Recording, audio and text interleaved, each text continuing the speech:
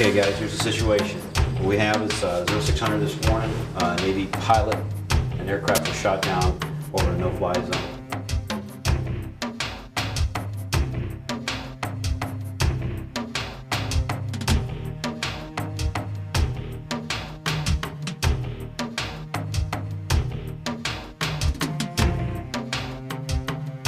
The pilot apparently ejected safely and has been abducted by the enemy that's locating and operating in the area.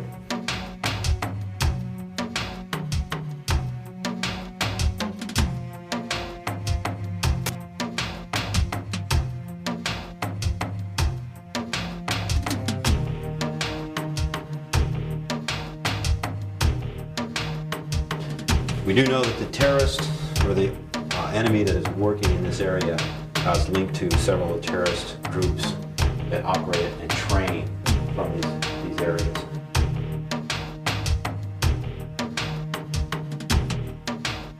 Our mission simply is we're going to go in, we're going to find you, we're going to secure him, bring you back home. That's what we're doing.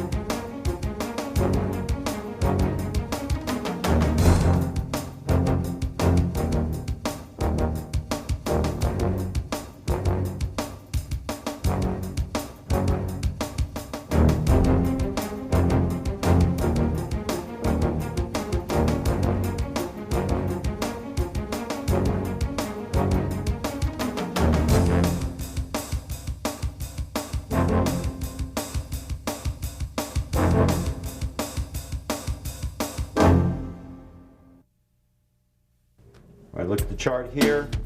These are the essential phases of the operation. Build the deck, which we've already completed. We're going to transit to the airfield. Load the aircraft. Via the aircraft, we're going to transit to the drop zone. We're going to conduct the airdrop, which will be a water jump. All right, this is our drop zone here. We'll be dropping the boats in here, out at sea, approximately 1,500 yards. The coordinates I've given to the pilot. The course once we drop in, the course we head to the beach is course 085. Once we get about 300-400 yards off from the beach, we're going to just parallel the beach. We're heading south. Once we get to this inlet right in here, we will hug the coastline. The key issue here will be the surf. Once we get there, the surf is supposed to be 2 to 3 feet, so we shouldn't have a surf problem, but we will have to negotiate that surf zone somewhere around here, so that's going to be a critical point. Once we get through that surf zone, we'll just hug this shoreline here, with this northern shoreline, work our way in to this inlet area. This is a highly swamped area.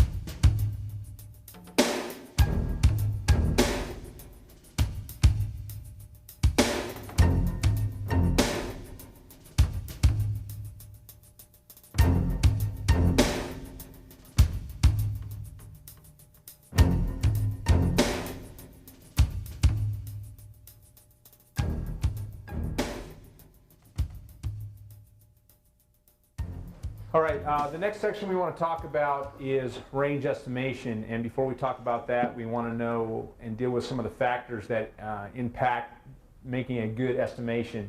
I have a little chart up here on the Federal 308 match. Same thing, military, basically same cartridge of military shooting. And what I have represented up here is basically the bullet drop. At 100 to 200, on this particular diagram, we have a 300-yard zero. That means the trajectory of the bullet is impacting point of aim, point of impact at 300 yards, and it just progressively drops off from here. You note at 1,000 yards, we're looking at about 32, 33 feet of drop.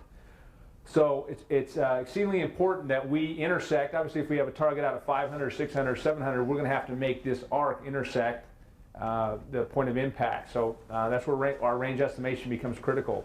Unlike a competitive shooter who knows his range, a sniper out there doesn't know it. And so we're going to talk a little bit about some of the methods to get a good accurate range estimation. Also, what's interesting to note, obviously as the bullet goes down range, it's starting to lose energy, actually kinetic energy. If I could measure the foot-pounds at the muzzle, when the bullet actually leaves the barrel, I'm looking at about 2,600 pounds. And then as it travels out to actually about out to 100, looking at about 2,250. And as you get out to about 500, it starts losing energy, and we're looking at about 1,150 or so, and just progressively drops off. So bullet energy is dropping off.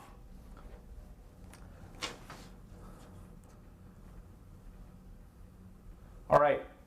Now what we want to do is be aware of some angular measurement systems. How are we going to actually determine what to set our sights to get that point of aim, point of impact at the desired range?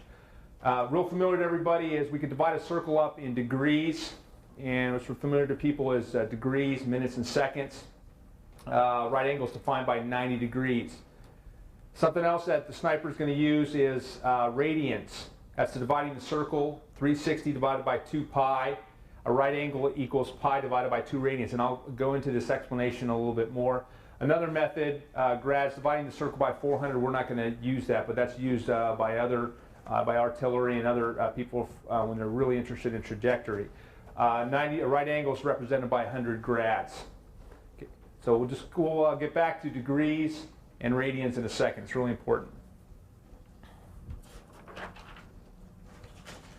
Okay, most of you are familiar with the term mil. And the mil dot, basically the Marine Corps brought it into popularity in the 70s, and almost every tactical scope you see is going to have some kind of mil dot system in it, or if you have a pair of binoculars, you're going to see a mil scale in there. And somebody told me, hey, use this formula and take the size of the target in mils, and they just toss these terms out. Nobody ever really explained to me what a mil was. So we want to kind of backtrack and know what a mil is, so that when we say, we use that term, we know where it came from and what's involved here. Okay, essentially, mil is short for milradian, or 1/1000th of a radian. Fairly simple. What is a radian? Well, I got the definition right up here. A unit of angular measure equal to the angle subtended at the center of a circle by the arc of length equal to the radius of the circle. Okay, a mouthful. What I'm looking for is this angle here, and essentially what I do is I just take I go from the center point of the circle, I draw the radius out. I take the length of that radius and I drop it down until it touches the circle again, and then I just essentially draw back, and I got a triangle here, and that represents an angle. It can also be defined by 360 divided by 2 pi, and I have a degrees, minutes, and seconds number up here, 57, 17, 44.6. I could also express that in decimal degrees if I wanted to. So, 57 degrees approximately is a radian. So, a milradian is 1/1000th of that, 0.0057, all right? What is a milradian, 0.057. What I'm looking at is 1/1000th of a radian, approximately 0.057. What's interesting about radians, and this is why we use them out there when we're trying to determine distance, if I had a target that was 1 meter tall, that would be the height of my triangle, and on the long leg of the triangle, I drew 1,000. Let me just walk over to the VAT board to make it easier to explain over here. The interesting thing about a mil radian is if I took a target and made it 1 meter tall, and I came back 1,000 meters,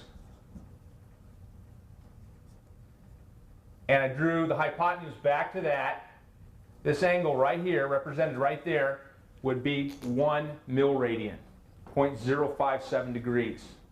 So what I'm looking at is 1 mil radian, 1,000 meters, 1 meter tall. Simple, 1, 1, 1.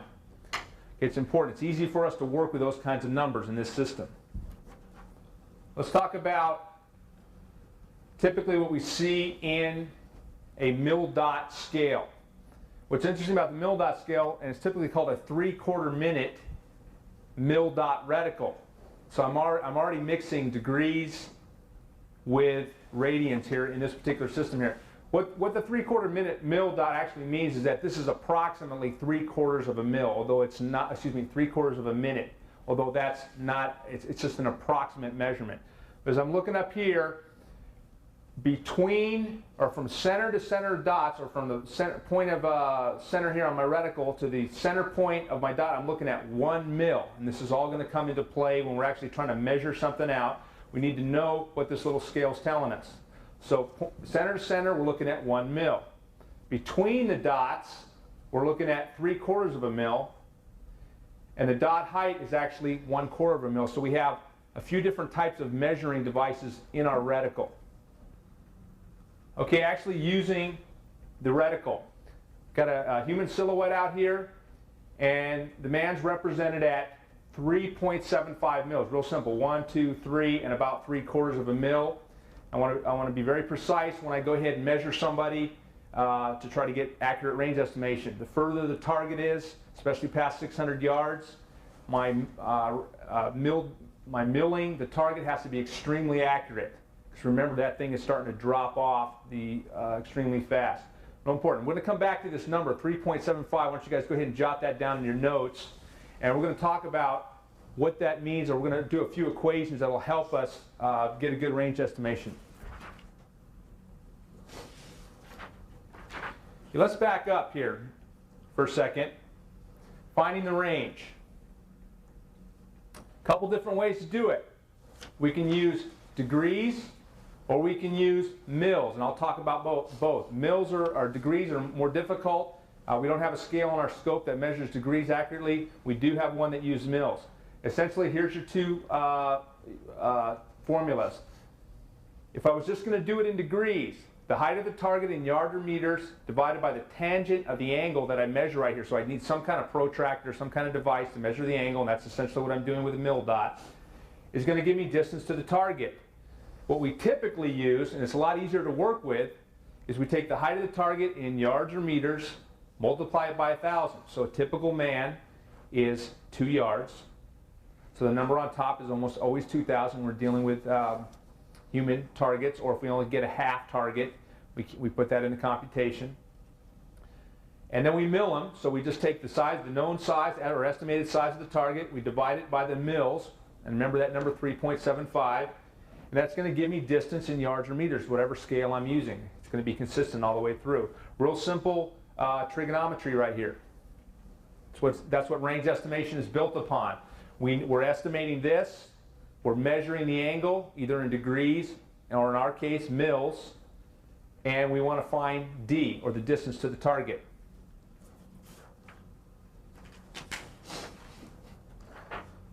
Okay, I'm going to go through the more complicated one first, and to show you how they interrelate.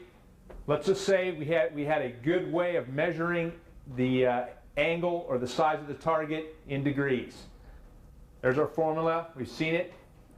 Size of the target is a man, 2 yards. We somehow measured the angle, and it came out to 0.2148592. We got real precise. And if I go ahead and spit this up on my little scientific calculator, I'll come up with 2 over 0.00375. Hey, that's a familiar number. All right. Notice it's jumped over here a couple decimal places from our mil, 3.75. And if you just go ahead and do the math, you'll look at it and say 533 yards or meters to the target. So that's doing it in degrees. Back to reality, a little simpler method. Size of the target in yards or meters times 1,000 divided by the size of the target in the mils gives us distance. Real simple. Size of the target is 2 multiplied by 1,000. So we always know 2,000. Divided by what we measured him in our mil scale. 3.75 gives us distance. Piece of cake. 533 yards to the target. All right.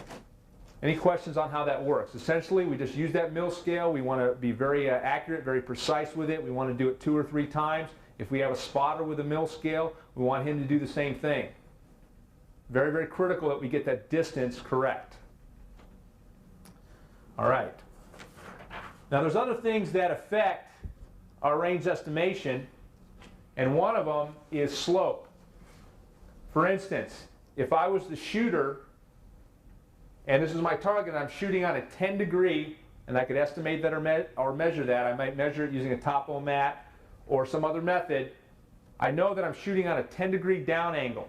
Now this could be either way. I could be shooting up 10 degrees or down 10 degrees. It doesn't matter. Don't get confused.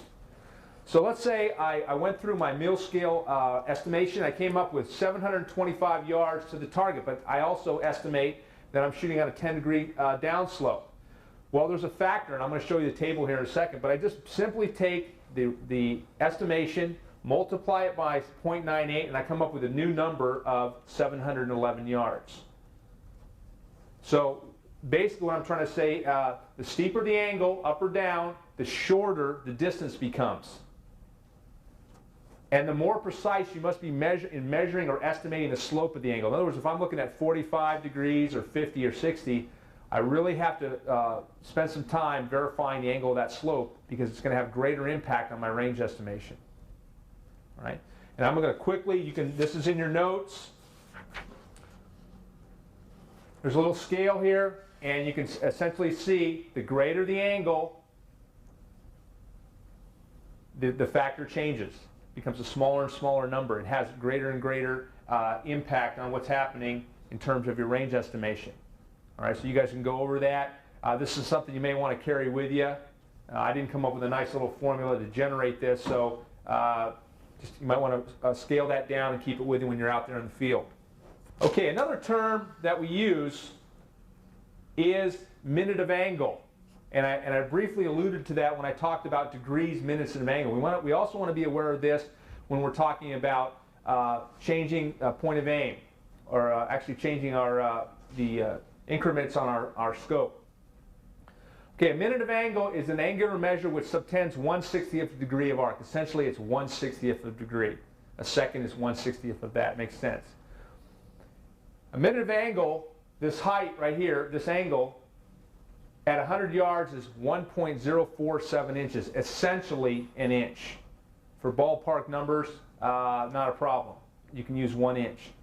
And then there's the measurement for if you're dealing with meters. Here, we essentially use yards. Okay, minute of angle is 1/60th of degree of arc. Okay, what does that mean to us in practical terms? Okay, original bullet path. Bullet's traveling down this path, and we decide to go ahead and dial in 1 minute of angle, right windage adjustment. We want the point of impact to move over. Okay, I just went and go ahead, and again, this is in your notes. We look at it simply at 200 yards. Bullet impact is going to be changing about 2 inches, 400 about 4 inches, 600 about 6 inches. To get out to 1,000, we're getting closer to 10.5 inches. All right. Again, for all intents and purposes, 1 minute of angle is basically an inch. It's an easy way to remember it. So when we go out there and we go ahead and sight in our weapons and we go ahead and make calculations for wind and light and all those good things, you basically know what kind of impact this is going to have on your bullet downrange. These adjustments are too coarse, so consequently most scopes are set up for, and the ones we're using are set up for 1/4 minute of adjustment. So in other words, we could take every one of these numbers, divide them by 4, and that represents 1 click. Okay, so essentially at 200 yards, we're looking at a 1/2 inch adjustment for 1/4 minute of angle. All right. Another thing that affects your bullet path down there, and it's extremely important, obviously, is wind. and wind is definitely an art in terms of calling your wind. You guys, as you're out on the range, you're going to go ahead and start looking and working with your spotter, reading your mirage, reading indicators downrange, reading indicators at the muzzle, to determine exactly what that wind velocity is. And it takes time behind the gun. It takes. We're going to go out there and we're going to get into some competitions. We're going to talk with people that know how to call wind, and we're going to ask them, what are you looking at for wind? You need to know how to read wind. You need to go out there and take a look at what's happening in an unknown condition and say, I got this much wind. And you have to do that with a great degree of confidence. All right, we have different values of wind. We have full value, half value, and quarter value winds. In other words, depending on which direction the wind is to us, in relation to us, for instance, our bullet path is this way, wind is acting at a 90-degree perpendicular angle to the bullet path. So we call that a full value wind. What I've done, and what makes it easy for me, rather than bring out a bunch of tables and charts and all kinds of things that I do up on trying to keep myself managed out there, I just remember a real simple formula. Range times velocity equals wind correction in minutes of angle. And what I mean by that, let's say I have a 600-yard range estimation. I estimate my target to be 600 yards. For range, I'm just going to go ahead and fill in a 6 here. 6 times the velocity. So let's assume we have we estimate the wind to be 10 miles per hour. So we're looking at 60 on top. 60 divided by 10 is 6. So my correction at 600 yards for 10-mile-an-hour wind that's traveling from left to right is going to be 6 minutes of angle. I need to push those sights into the wind 6 minutes of angle. Any questions on that? And this works for full value all the way out to, it's a field expedient formula, range times velocity, and then what you need to know on full value is 10. Following that same concept, when we have a half value wind, okay, half value means it's quartering like this. Our quarter value is going to be like this, our half value is here, our full value is here. What I need to remember is the number 15. Range times velocity divided by 15 is going to give me my correction. Notice the number on the bottom is increasing. So doing the same calculation, if I had 600 yards for range, 10 miles an hour wind, we're looking at 60 divided by 15. What is my minute of angle correction? Mike, what's my correction for that? 4. Okay, so I need to go ahead and move my sights 4 minutes of angle. Okay, in our case 16 clicks if we're doing quarter minute. Okay, now we have the quarter value. You can see it's getting close to what we call, one other value I didn't mention was called a no value wind. That means if it's coming over your back or hitting you in the face, no value, you don't have to make any wind corrections. Number bumps up to 21. So the 3 numbers you have to remember: full value 10, half value is, anybody remember what that was? 15. Okay, 15, and then finally quarter value 21. No value, we don't worry about it. That means shooting over our back, coming right at us. Okay, we've briefly discussed some of the factors that impact range estimation, getting our bullet down on the target first shot, and also a little bit of wind calling. There's some other factors that play on this. But what we want to do is we want to construct a range card and run that. And this is just an example. It's a real nice one I ginned up on my computer. But obviously when you're out in the field, you want to just get yourself a template, something like this. Take it out there with you. The reason being is we want to try to take into account as many things as we can before we have to make that shot. So what I've done here is, this is basically where my FFP or my final firing position happens to be. And I just start sketching out what I'm seeing. I may have something that helps me estimate my trees. I may just make a ballpark guess and say I believe through experience that that's at about 600 meters. I may be looking at a map that tells me that this stream and this body of water runs right through this area. So I want to go ahead and sketch that out. I may go ahead and mill out these helicopters, know their height, and I'll place them out at this angle. I want to go ahead and orient it to north. I can use grid, I can use my GPS, I can do all those things I can to go ahead and sketch accurately, and I only put a few things on there just for clarity, but I want to sketch the thing in. I have a road, terrain features, I have it all in here. Why I want to do that is if I have someone walking from getting out of this helicopter, or we're going from this building to this helicopter, and he happens to be traversing right in front of me, I can quickly determine the range that he's in. I don't want to be doing all those calculations and those things I talked about at the last minute. At the same time, I'm staying up with my wind the whole time. I'm working with my spotter and I'm reading the wind. As I'm looking out here, I'm reading that wind out there, and I've already dialed it in. I'm staying on top of it the whole time. I'm active. So I'm going to go ahead and use this range card to just help myself get a reasonable probability of getting the first shot on target. Something else I don't have represented here, but I use a field sketch, maybe a three-dimensional perspective look of the target.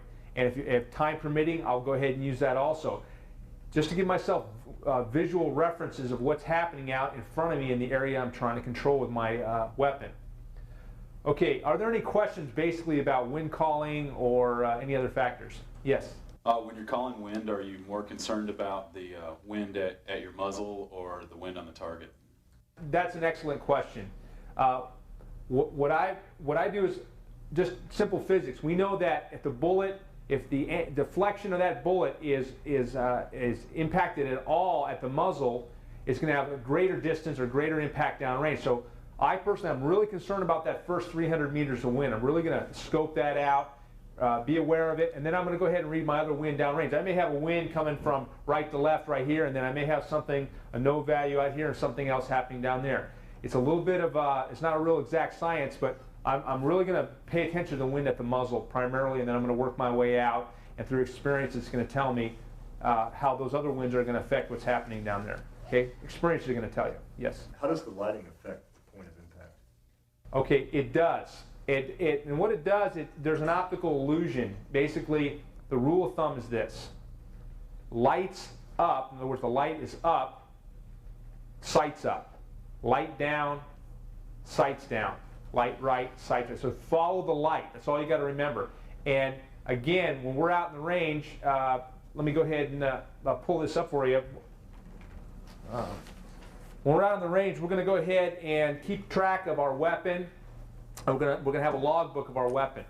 Every time we shoot the weapon, we're going to note the lighting conditions, we're going to note the temperature, we're going to note the wind conditions, we're going to note any other details on this thing, and we're going to get a personality for the rifle and the optics. So we want to know with a high degree of confidence how that thing's going to affect. When I know I got light up at 45 degrees off to my right, how's that rifle, how are my groups being affected? I need to know that.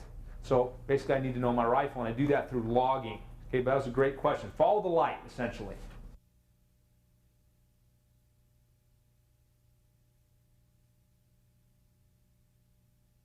All right, we have the shooter down in this position here. This is the prone position. Main thing you want to look at here is we want to establish what we call the natural point of aim. We establish that by basically just getting in this position, closing your eyes, getting comfortable, relaxing.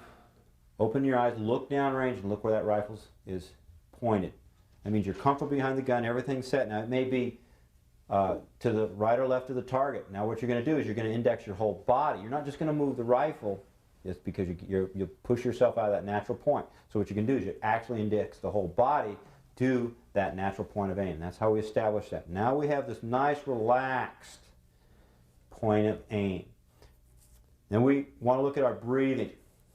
We want to be able to get our shot off in about a 5-second window, and as we breathe in, the shooter's going to breathe in, he's going to exhale, and he gets to a point where his lungs are empty and he's dead still. You have about a 5-second window there to get a shot off. Nothing's going on with the lungs, so we're nice and still. That's when we get our shot off. We also want to look at breathing. We want to be able to keep our chest off the deck. The chest on the deck will pick up the breathing, excessive moving, because you're rising up and down, and also your heartbeat will be picked up when you're sitting down there with the chest on the deck. Another thing we want to look at is the trigger finger. We don't want to be what we call dragging wood with that finger up against the stock here.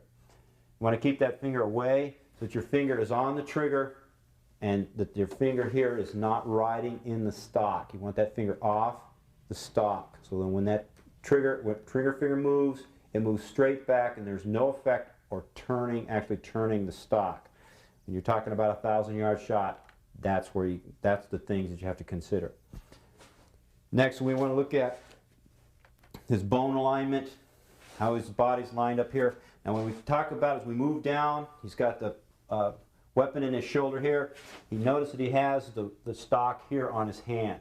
Now what that does is it allows me to, I don't need a hand out here in front because I have the bipod, so I can bring the hand now back in here in the stock. And what I can use that hand for is I can, by changing my fist configuration and my hand configuration, I can raise and lower the elevation of that rifle. And that also provides me a point, a nice stable point where the bipod and the back part of the gun now sits on a very stable position, not affected by my body. When we look back on the shooter's body, he's relaxed in the arm, shoulder, go back here to the back.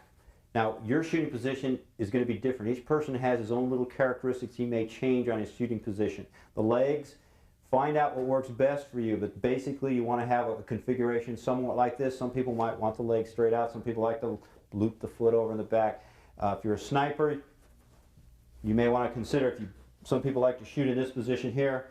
By bringing that up, it just brings your foot up higher in the air. Keeping the feet flat like this rather than keeping the foot up here keeps my body lower to the ground. Now you may think, well, he's looking at the way, but you also have targets that can look at you this way.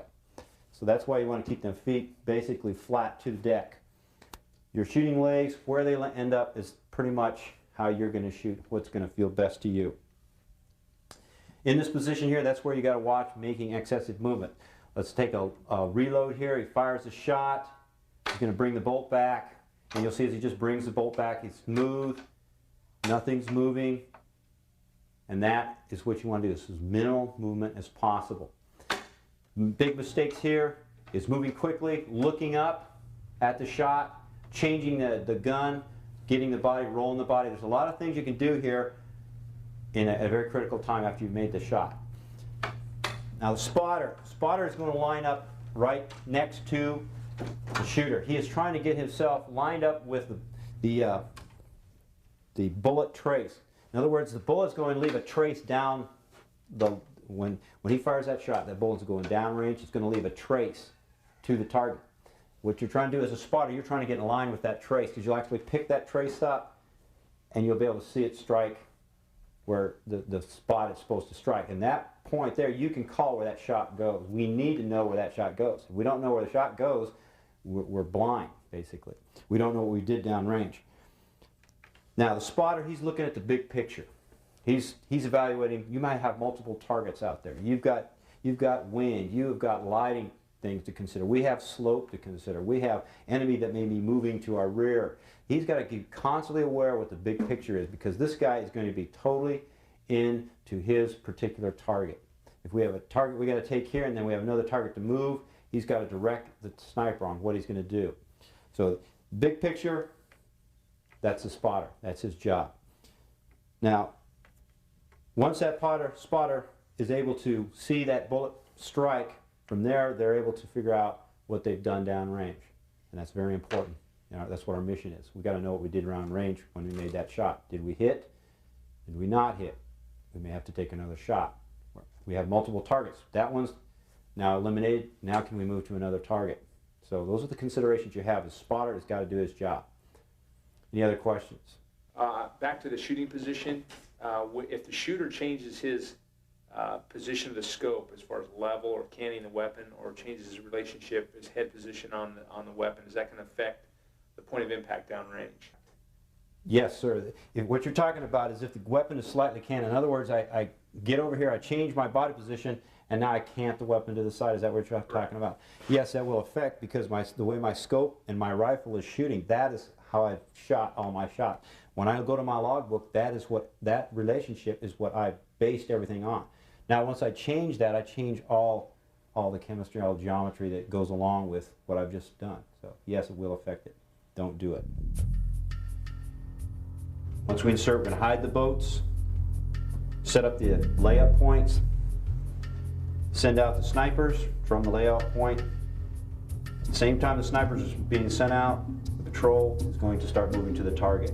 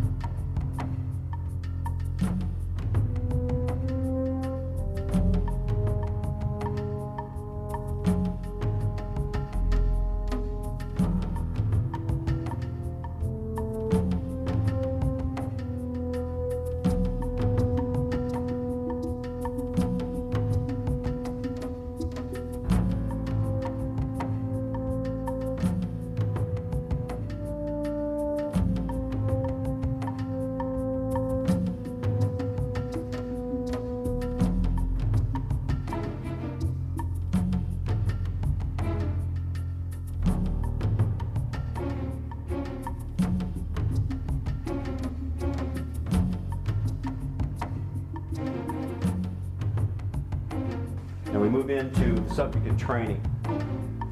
We're going to be working on known distances, stationary targets, and moving targets. And we will graduate or move up to unknown distances against stationary targets and also moving targets. Now, it's very important when we're dealing with a stationary target. We can go out to 0 to 1,000 yards. Our training will be designed, you should be able to hit a stationary target from 0 to 1,000 yards. If your target's running, what's the maximum distance you can engage him? What you have here is you have basically two considerations. One is a guy walking, and two is a guy running. Now, it's not realistic to figure that at 1,000 yards, some guy running, you're going to be able to accurately shoot at that target. So, but a man walking, we can definitely shoot or accurately hit a target walking at 1,000 yards. So you can figure, you got a target running, maybe 500 yards, 400 to 500 yards. You got a target walking, you should be able to hit him at 1,000 yards. Very important to train right if you want to be a good sniper. Right? Training is everything.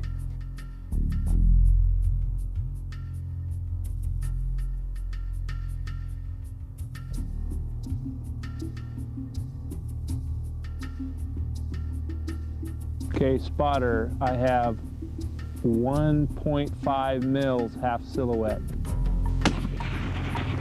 Okay, I call that good. Hey, spotter, go ahead and I give you 1.75 mils.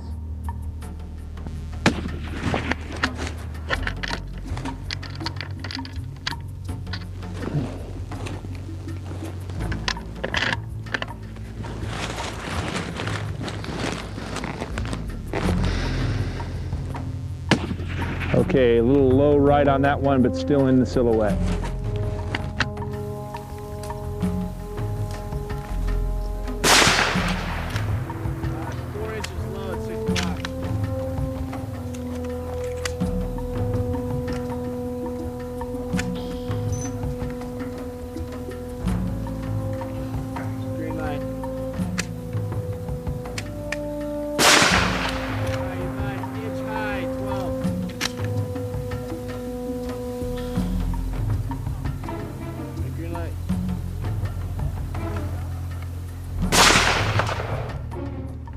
Couple more things that we want to fine tune a little bit. We kind of went over them real basically, but we want to make sure we touch bases with these things. Then there's how to call wind and temperature effects also on our what's going to happen with that bullet. And I'm going to go ahead and ask you guys, we've been through this before, but someone go ahead and give me some of the factors that are some of the methods we use to call wind. A person could use Mirage. Okay, you can use the Mirage in your spotting scope. That spotter's going to help you out. You can pick up that Mirage oftentimes in your own scope, but we want to use a high-powered spotting scope. And for those of you that have seen that Mirage come off the road or anything at optical illusion, excellent way to call wind. We use the angle and the apparent velocity of that Mirage to give us a good indicator. We learn how to read that. Okay, another method of calling wind. Yes? The physical signs on the ground, leaves, trees blowing, things like that. Okay, the physical signs. Some of the light breeze on our face would be 0 to 3 miles per hour.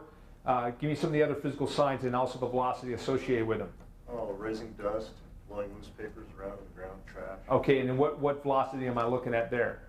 8 to 12 miles an hour. Okay, 8 to 12 miles an hour. Okay, another thing that we discussed is that the temperature definitely affects point of impact. And you have a little table in front of you, Dave. I'll go ahead and for the benefit of everybody, tell us basically what does temperature do to the bullet? Yeah, 300 yards, a change of 20 degrees necessitates a change of 1 minute of angle. So basically the concept is temperature down, sights up, temperature up, sights down. Okay, great, thanks.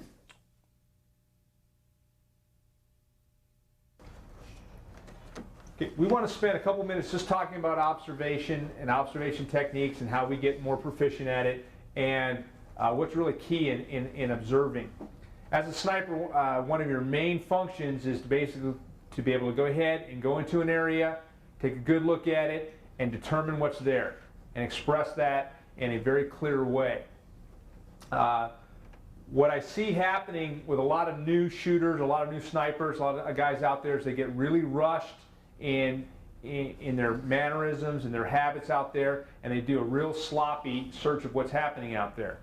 What we do to basically get ourselves mentally stronger to observe, we'll do Kim's games. You guys have all done those before. And essentially what we do is we put various objects on the table, we cover them, we bring it up to the table, we pull that cover off for a brief period of time, and put that cover right back on, and then you have to describe in great detail each object, what it is, dimension, location, all those things, and you spit it back to us so that your mind becomes more and more in tune to picking up information, keeping it, and then expressing it to somebody else. So we use this drill, Kim's Games, developed and used very effectively. What I want to just emphasize is that the key to good observation is being methodical in your search.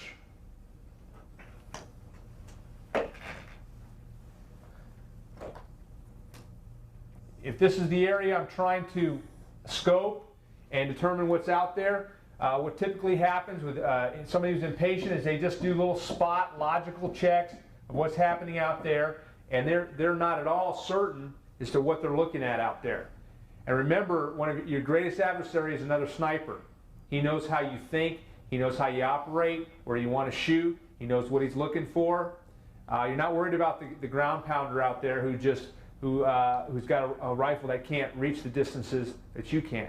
You're worried about the other guy. So we got to find him, and we know that camouflage techniques that we're going to get into are highly effective, so we're going to have to do a very methodical search. However you want to break it down. Typically I'll just go ahead and start right where I'm at, and I'll just carefully and methodically work my way up and down the grid, so on and so forth, making sure that I overlap my areas of search, and I go ahead and I continue to do this. It's tedious, it takes mental discipline, but I have to do it, because if there's a sniper out there, I won't pick him up any other way. It's extremely important. Obviously, just an essential piece of gear is your binos. You got a wider field of view. It's easier on you. Both the shooter and the spotter should have one of these when you're actually looking for targets and scoping out the area. What you want to do is go ahead, also, as you're in the middle of this search here, you want to go ahead and rest your binos on a particular area, and then as you're just sitting in, let's say that's a little field of view I'm looking for, I sit there, and even in that field of view, I'll go ahead and just work that little field of view, or I may go ahead and go up and back. It doesn't matter. It's got to be methodical. It's got to be overlapping, and then I'll go ahead and I'll shift my binos over to the next point and continue to search that way. I'm looking for anything that looks unnatural, any lighting conditions that look bad, a shadow where it's not supposed to be, a dark spot where it's not supposed to be. I may see something as something just looks like that. It looks like a washer hanging in the tree. That's all it looks like. And that may be all you have to go on. And you go, yeah, that's the guy I'm looking for. So you have to be very methodical and very patient when you're out there observing. From this layout point, our patrol will move easterly along this stream area here, staying with the cover. I'm not really sure what route we'll take, depending on what I see and what enemy action I see. Snipers will move to these two locations here. You approximately have about a 600 to 1,000 yard patrolling evolution here to get into position here. Once those snipers get in position, I want them reconning this area. I want vehicle traffic movement, I want enemy patrol movement, the aircraft, and I need a good intel on this target area here, which we suspect that that's where our prisoner will be.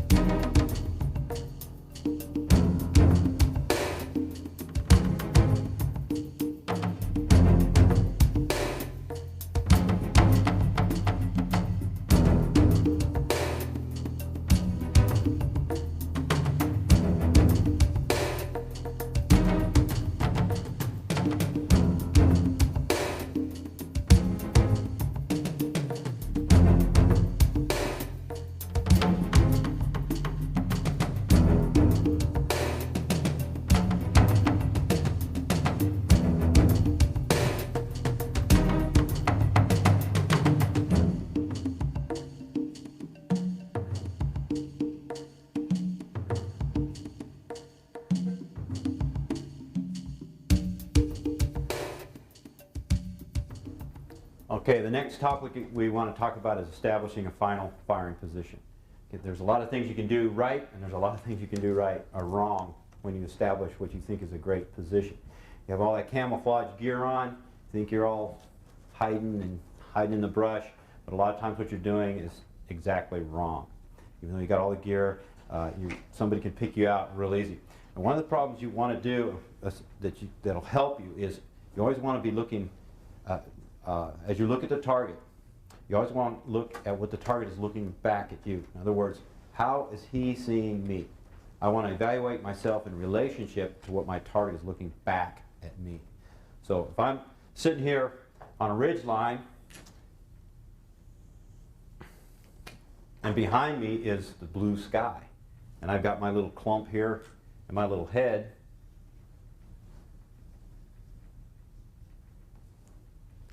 sitting on that ridge line, somebody will easily be able to detect that because the light behind me is actually silhouetting me. Now, a lot of times what people don't realize is the light behind me will do exactly that. We know if we take a flashlight and I stand in the hallway and you shine the light behind me, I'm going to be this big black blob standing in the hallway. The same effect happens out there in the brush. Even though you may have plants sit here in front of you, that light behind you will make you look like a black blob. Any movement you make, the enemy will be able to pick you up, or the target looking back at you is going to pick you up. Now, it may not necessarily be the sky or the sun. You can be silhouetted with the sun still sitting in front of you. Now, how that works is the sun shining, say,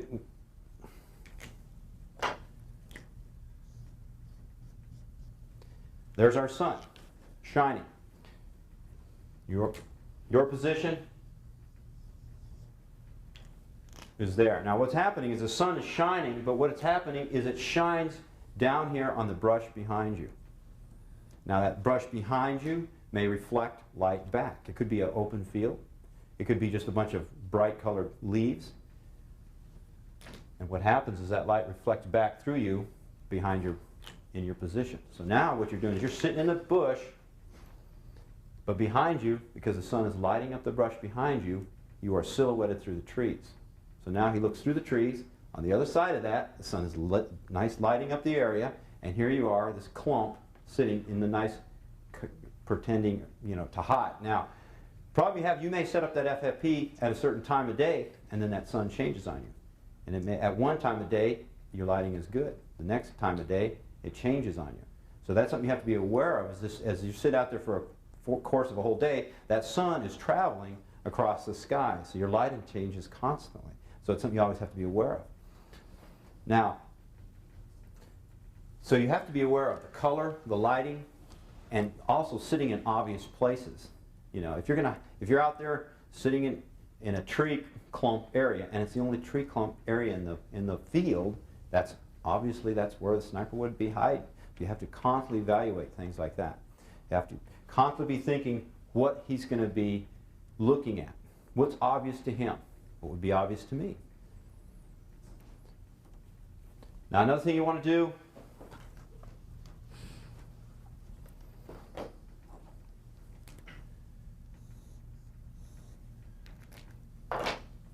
what you want to do is clear a bullet path.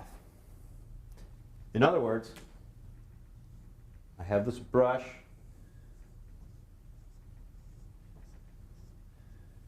and my big old muzzle sticking out there. First off, anybody with binoculars looking, scanning, knowing what they're doing is going to pick up that muzzle. So we know that I have to pull that muzzle back and get it from an area where it's not visible. So if I do that,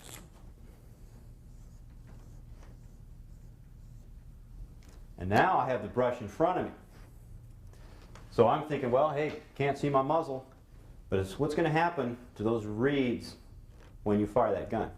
Mike, what's going to happen when that muzzle goes off, and what's going to happen when you see it? It'll move the brush or leaves in front of the gun. That's exactly right. So now you're sitting out here in the brush, you're all nice and hiding, you got your clump, you got all the gear, you're hiding, take the shot, and what the bad guy sees, or what your target that you're aiming at looks, he doesn't even have to be looking, and catch it out in the corner of his eye. Watches the bush go like this, a bunch of brush go, and that's what he's going to pick up. He will catch up that movement, because it's going to be very visible to him, even if he's looking in the general direction. So it's something you have to be aware of. So now what we have to do is we have to clear a bullet path. And we're going to still use these same reeds, but what the bad guy's going to look at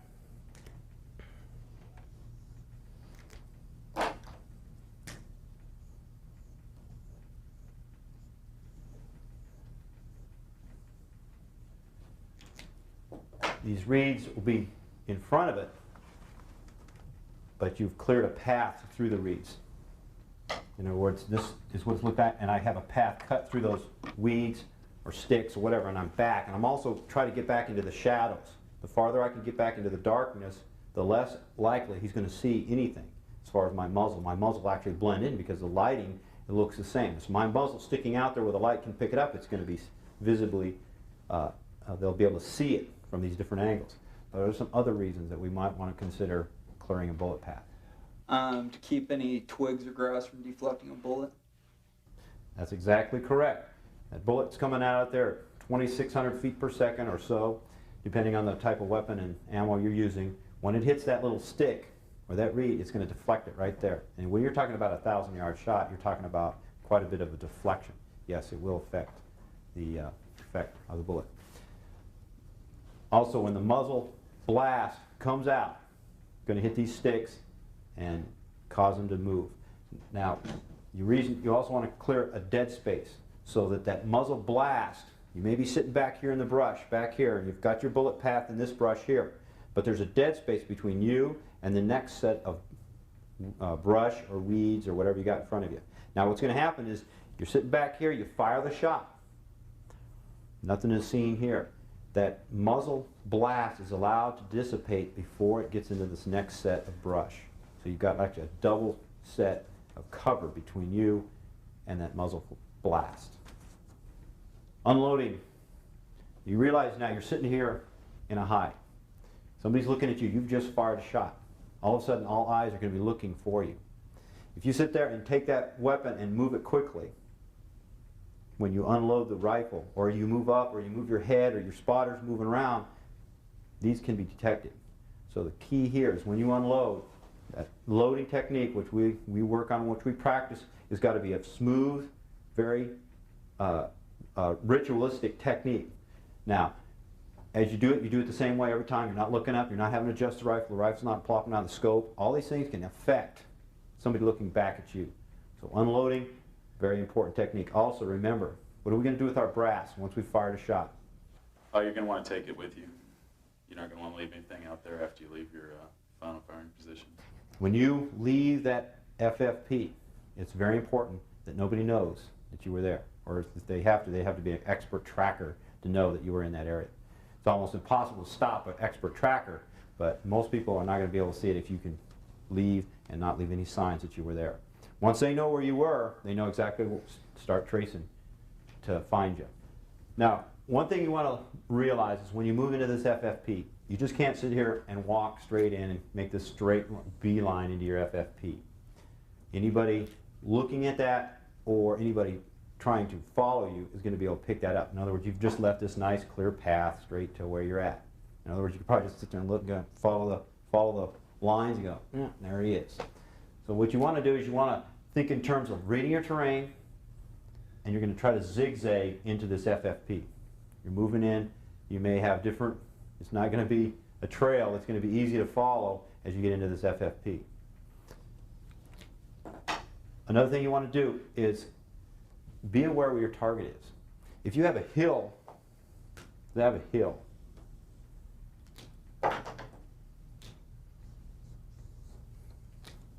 I have a target.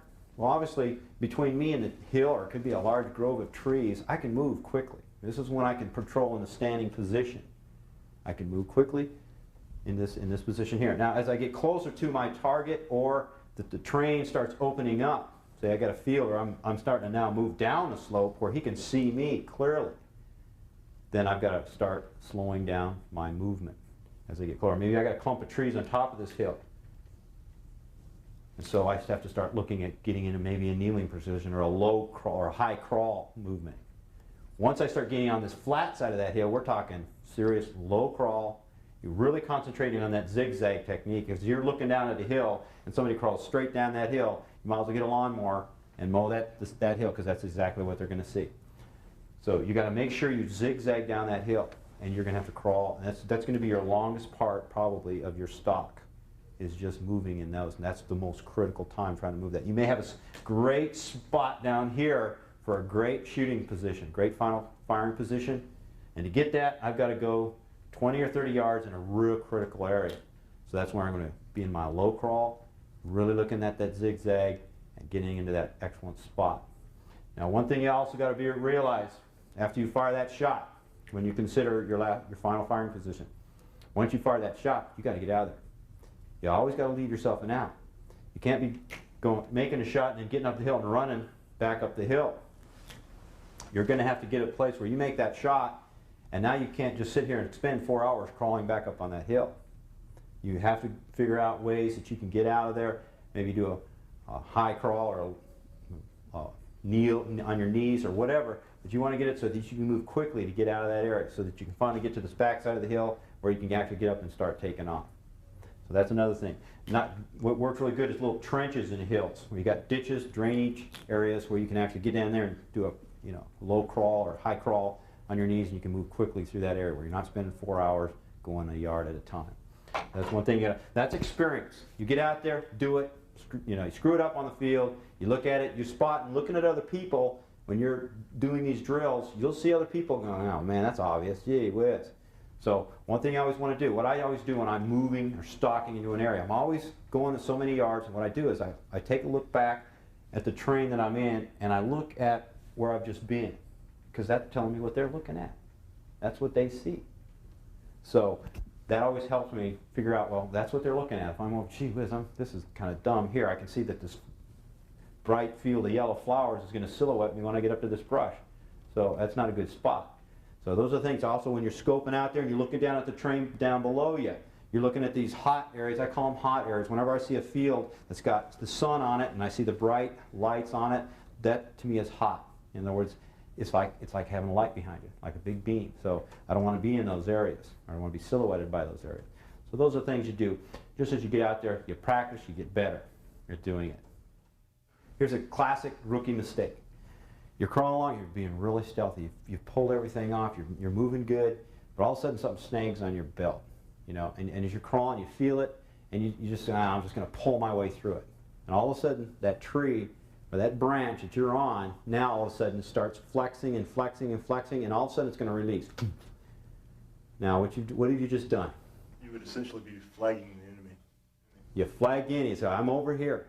Now you got to realize if people are looking for you, they don't need to even be looking at you. When they see something like that, you're just going to catch it. You go, whoa, what was that? Why is that branch moving out of nowhere? There's the wind. If you have wind out there, the wind makes things just kind of move at a constant pace. Well, if you go out there and clang something, or you hook up on something and you drag it and all of a sudden it releases, they're going to pick that up. And we got a lot of eyes looking for you. Somebody's going to know, there he is. And when you're out there practicing, you'll see it. Sometimes you get hung up on something and you try to push it and it just keeps moving. You just got to work your way. You got to release it, get it off you, and make sure you're not waving at the enemy. All right, now another thing we want to cover, another area that we want to really talk about is the map itself, map and compass. It's very important that you take this topographical map and study it. That's going to show you, you sit here and you study this thing and you can go, okay, you can look at the characteristics of the country you're going to be in. A lot of times you don't realize, but if I'm sitting in a position and I haven't really studied my topographical map, I may see a hill out there in front of me and not realize that on the other side of that hill is something else because I haven't studied my topographical map. I don't know what's on the other side of that hill. It's very easy to be deceived by what you see out there, by reading a topographical map and understanding the area, because it gives you an understanding of what this area is like. It'll help you understand the outs. When you get there, you just understand the feel of the way the land lays. What's behind you, even though you're not able to see it. Maybe you're on a hill where you're looking this way, but because you're understanding your map, you know how you're studying it, you understand how my out's going to be. And once I've made my shot, it'll help me figure out where my out's going to be. It'll also help me figure out where my routes are. It just gives me a basic understanding of the area that I'm dealing with. The threat can be in different areas, and it may have materialized at a time I'm not expecting. I'm thinking the threat's here, all of a sudden the threat is over here. I need to know how that relates to all the terrain that I'm dealing with. Once those snipers get in position, I want them reconning this area. I want vehicle traffic movement, I want enemy patrol movement, the aircraft, and I need a good intel on this target area here, which we suspect that that's where our prisoner will be.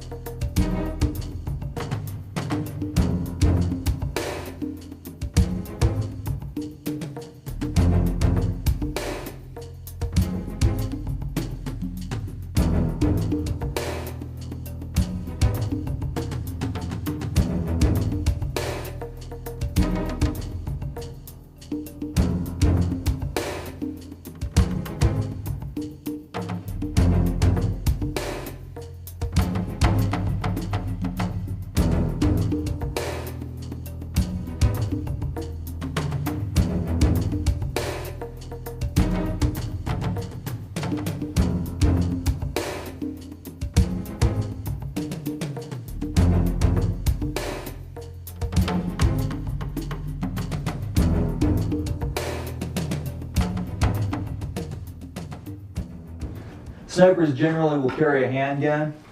The SEALs prefer the SIG P226, which they carry on their patrols, the 9mm double action semi-automatic pistol. Other snipers tend to prefer a customized model 1911. This particular pistol would normally have a black finish for field use by snipers. These pistols are both being held in Blackhawk Industries tactical holsters. Olympic Arms service rifle. It's similar to the M16A2, carried by spotters in most sniper patrol teams.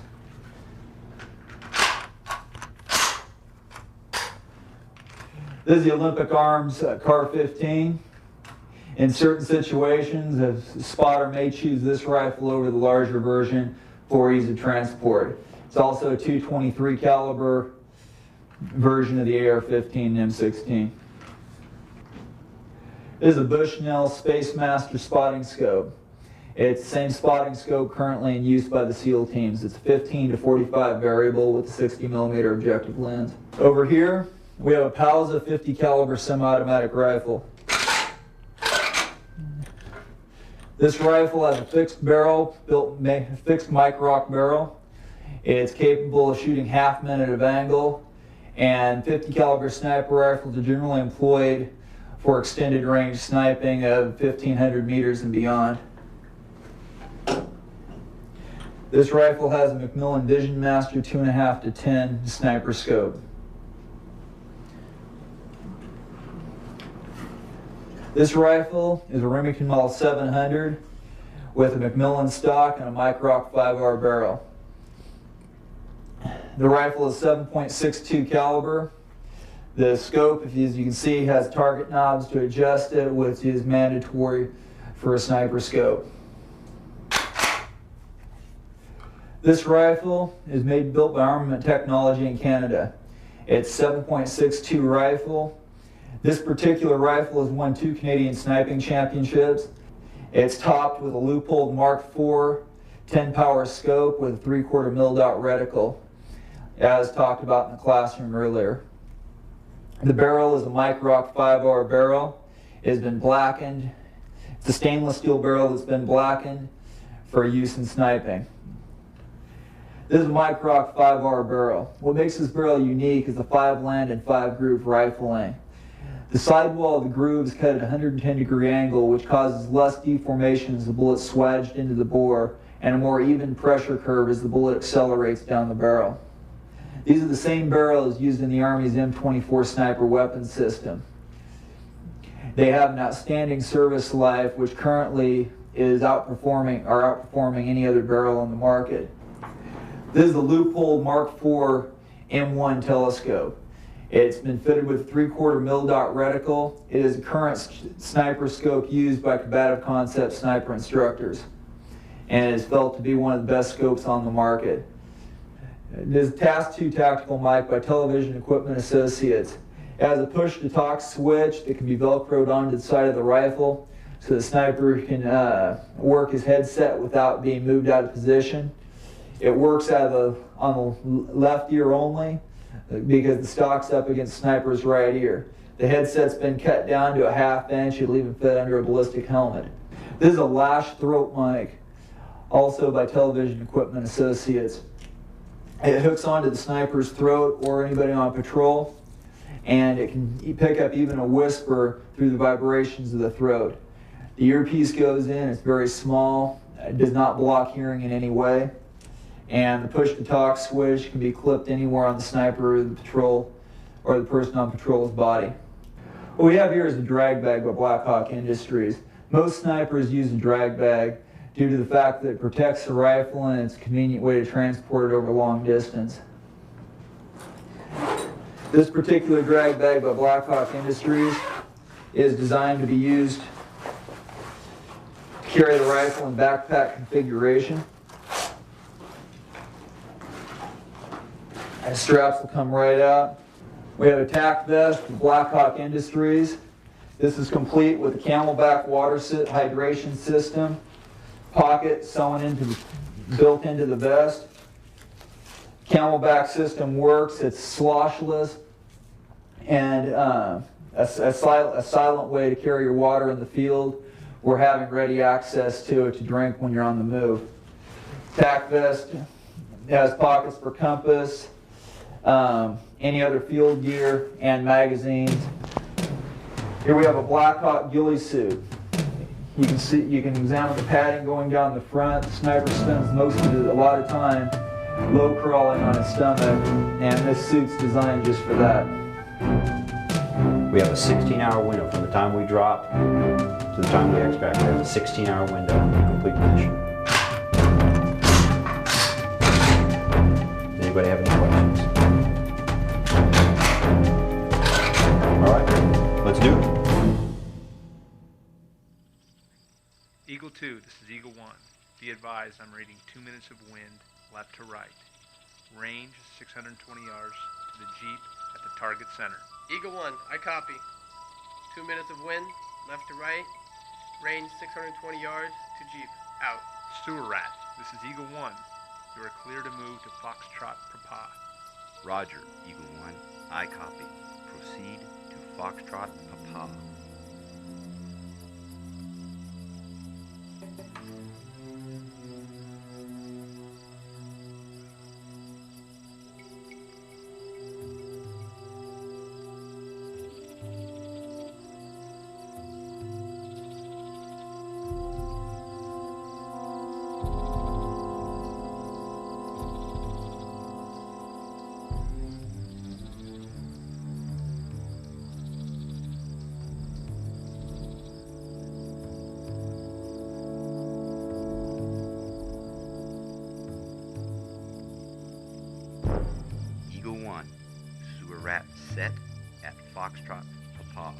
have location of pilot. This is Eagle 1. I copy Sewer Rat. Set at Foxtrot Papa. Be advised, hotel not located at this time. All stations, this is Eagle 2. I have 2 vehicles moving east into target location.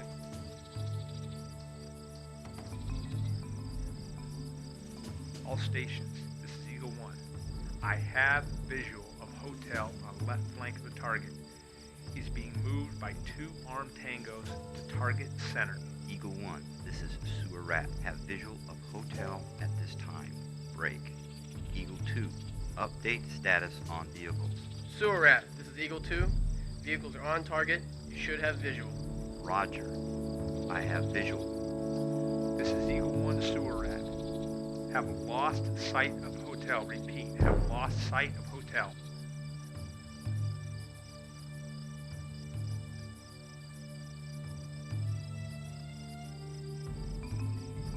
Sewer Rat, this is Eagle 1. Be advised, 4 tangos have exited vehicles at target center. Second vehicle has moved 40 yards to the left flank. All stations, this is Eagle 2. 4 tangos have emerged from vehicle located 40 yards on left flank.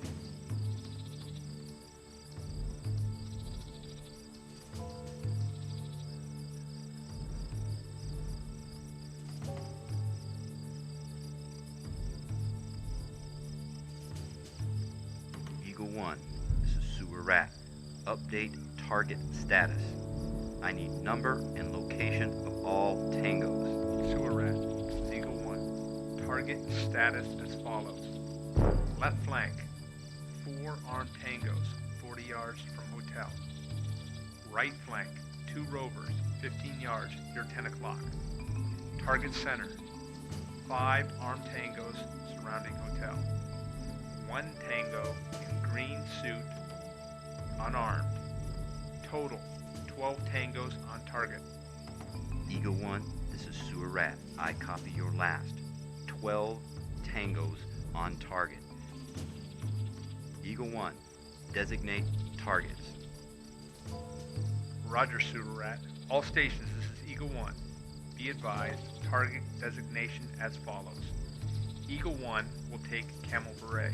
Eagle 2 will take Tango with Ponytail. Sewer Rat, multiple target sequence as follows. Take 2 tangos directly west of hotel, standing on at 6 o'clock carrying assault rifles.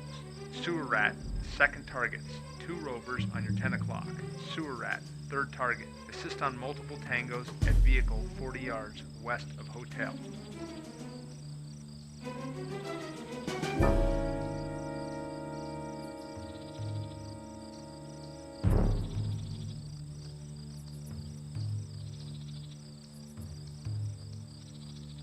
This is Eagle 1. Green suit has weapon on hotel.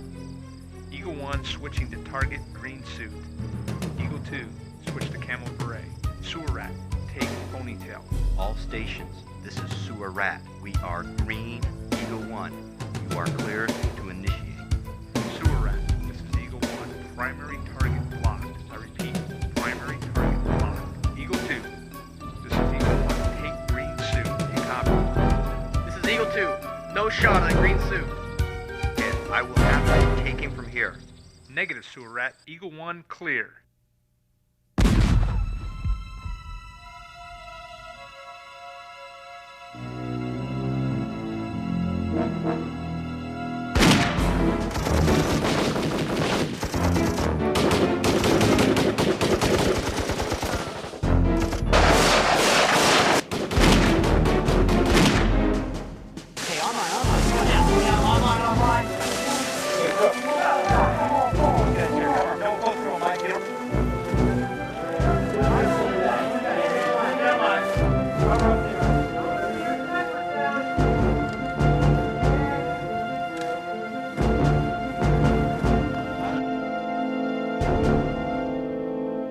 All stations, this is Eagle 1. 1 Sierra down, 1 Sierra down. Sewer Rat under fire. Locate unknown threat. Eagle 1, this is Spotter 2. Muzzle flash on Sewer Rats, 11 o'clock, 300 yards. Check single oak tree near road. This is Eagle 1. Roger, good call. Target located. Will engage.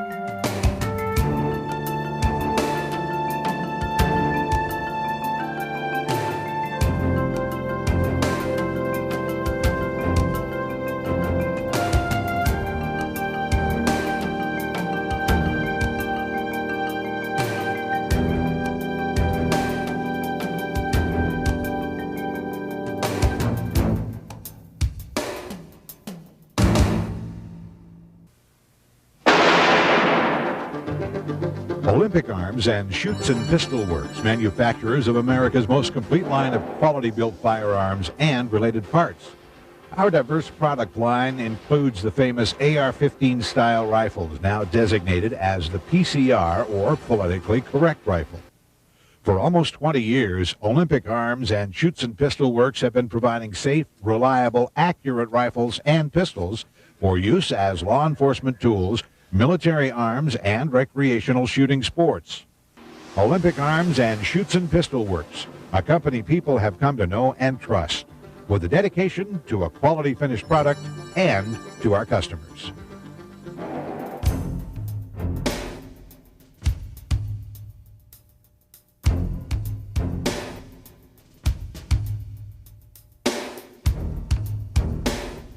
This is Mycroft 5R barrel. What makes this barrel unique is the 5-land and 5-group rifling.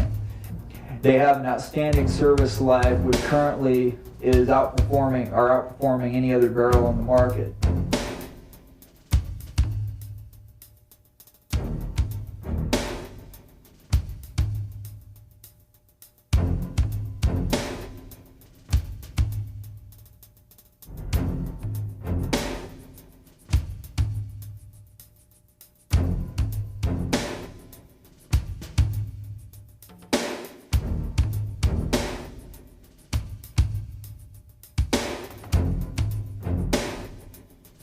This rifle is built by Armament Technology in Canada. It's 7.62 rifle. This particular rifle has won 2 Canadian sniping championships and shoots a .189 minute of angle.